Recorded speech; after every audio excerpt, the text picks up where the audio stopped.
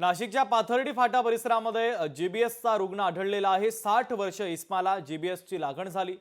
रुग्णावर जिल्हा रुग्णालयामध्ये आता उपचार सुरू आहेत, तर रुग्णाची प्रकृती गंभीर आहे। आरोग्य विभाग अलर्ट मोडमध्ये आल्याचं दिसतंय।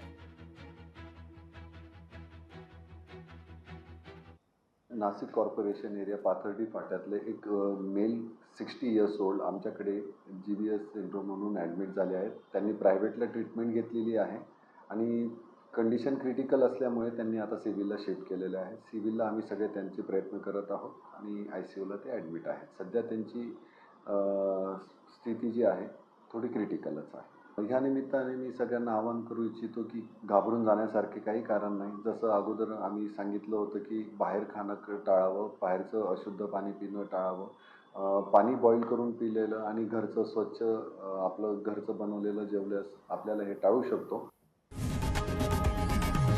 लोकशाही मराठी ऐका, पहा, जागरूक रहा।